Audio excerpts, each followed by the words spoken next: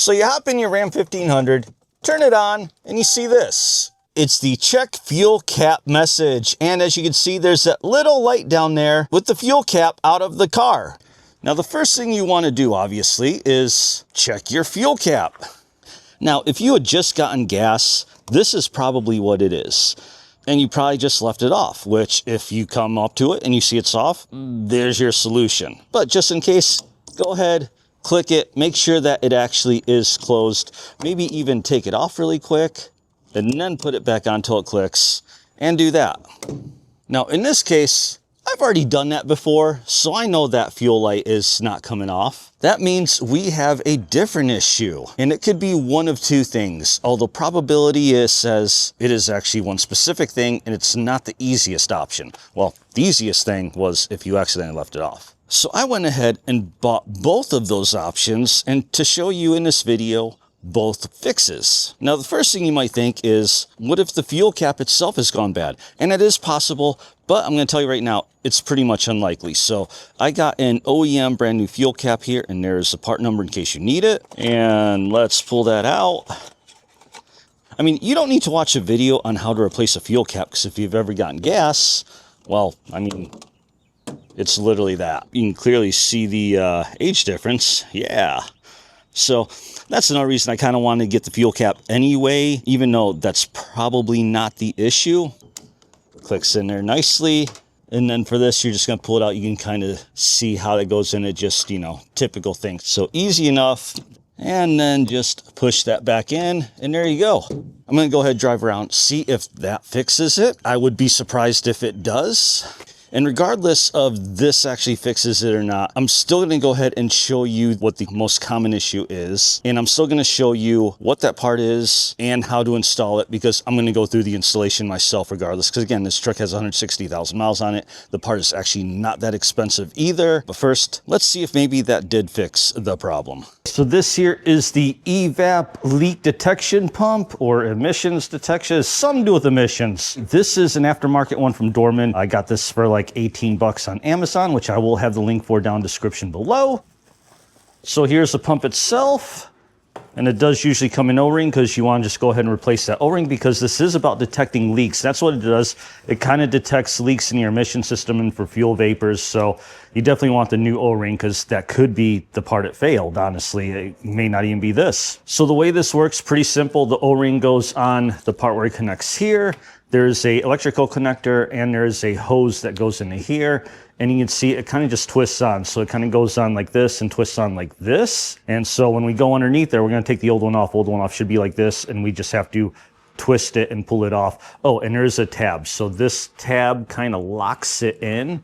So we're going to have to actually grab that tab like this. It'll be like this. Grab it, pull that tab in, and then twist it off. So let's get underneath, and I'll show you exactly where you get to it. Okay, so now I've got my truck up on ramps. Depending on your truck height, if you got running boards or not, you actually might be able to get to this without actually jacking the truck up. You might be able to get on ground level, but if you can raise it, definitely be a lot easier. As you can see, I just got these race ramps, so I just backed it up on these ramps. Not even all the way, just enough to raise it up a little bit. Okay, so basically it's located on the gas tank towards the back, and the gas tank is on your driver's side. So come from back, you'll just want to go underneath here, and it's actually out in front of that axle. Okay, so as we roll under, past the axle, here's the gas tank, and you can kind of see it from this side here. That is it right there. I also have this camera pointed right at it, so you can see this point of view as well as this point of view, which is right on top of my head, so you're seeing exactly what I'm looking at. So this is the electrical connector. That is the hose on that part here, so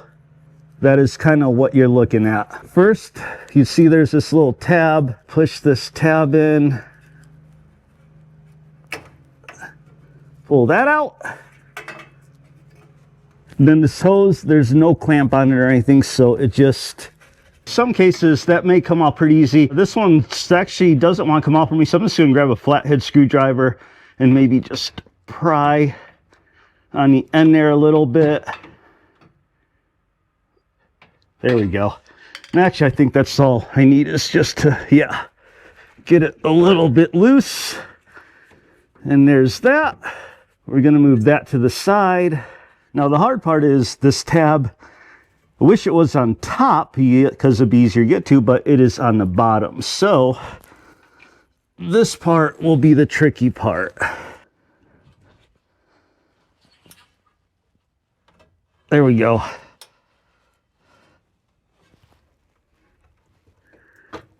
And that comes straight out like that. And there is the old detection pump. Oh yeah, I feel that must be bad. Listen to that. Stuff's rattling in there, so yeah, I think it's safe to say this is a problem. And then grab your O-ring, and actually, I know I had glove on, but I need to feel what I'm doing.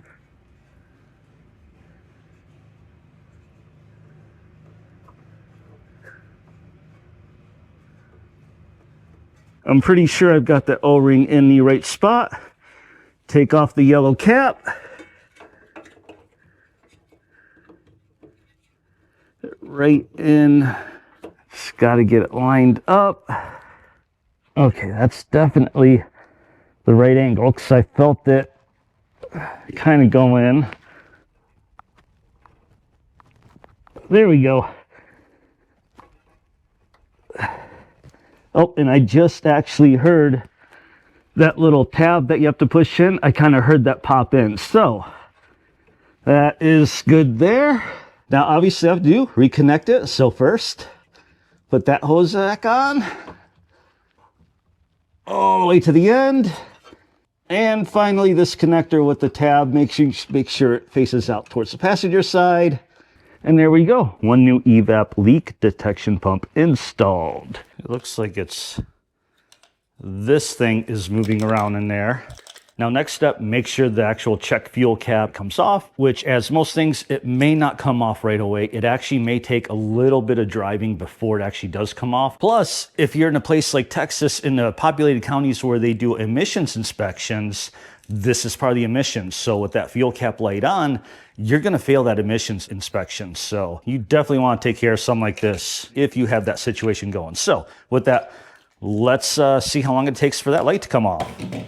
All right, first startup after the leak detection pump is installed, and let's see what happens. Fuel cap light still on. Check fuel cap thing is still on. All right, truck set for a little bit. Second startup, let's see if anything's changed. Probably not. Nope, not yet. So it's been a while, but as you can see, there is no more check fuel cap light or check fuel cap message.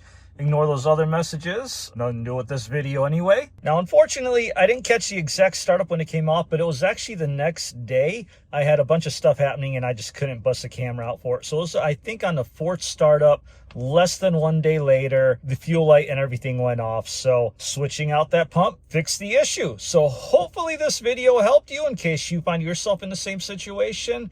Like, comment, subscribe, all that good stuff. See you out on the road.